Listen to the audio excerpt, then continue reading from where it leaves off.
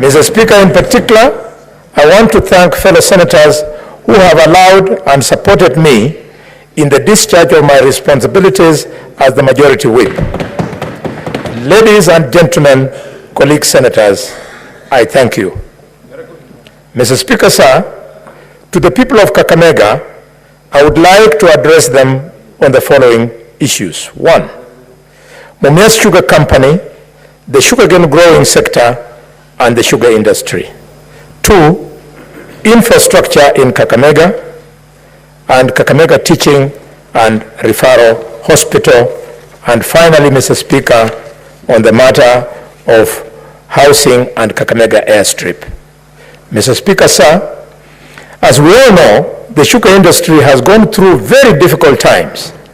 Farmers of sugarcane continue to endure difficulties that are very well known to all of us, ranging from the high cost of farm inputs, expensive labor, low payment per ton of the produce, and difficulties in accessing harvest permits, not to mention corruption within the sugar industry.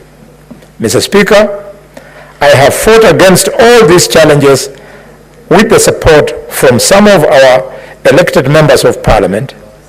I am glad to inform you that the future looks bright.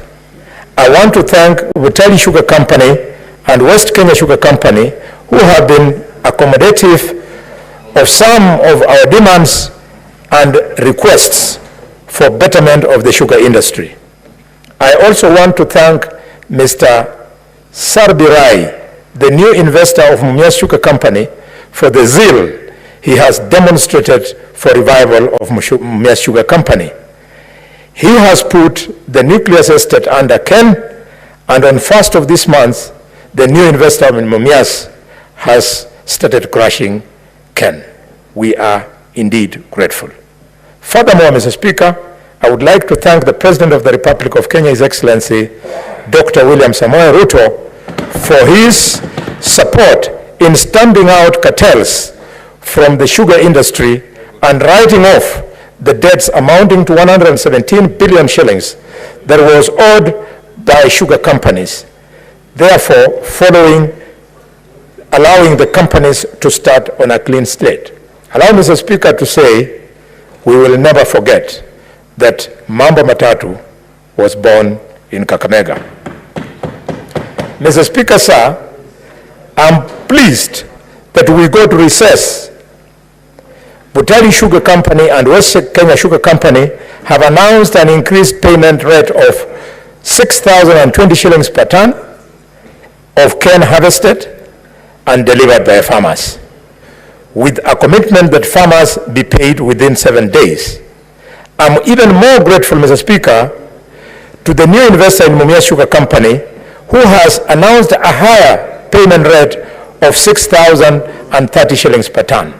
Similarly, I wish to congratulate the investor in Mumias Sugar Company for his unprecedented cane development program, as evidenced by the thousands of acres of nuclear farm that he has put under cane development. Mr. Speaker, I would like to note that the Senate is currently working on legislation from the National Assembly that seeks to improve sugarcane farming and the sugar industry. Even with all the progress registered, there is still much to do, particularly with regard to the importation of sugar that ultimately impacts negatively on the sugar industry. I therefore urge the President and the National Treasury to develop a friendly sugar importation policy that, Mr. Speaker, could include an opportunity for sugar outgrower companies to be sharing in the benefit of importation of sugar when there is a deficit. Mr. Speaker, on the matter of the road infrastructure, I'm pleased that the President has lived up to the manifesto which committed to improve road infrastructure.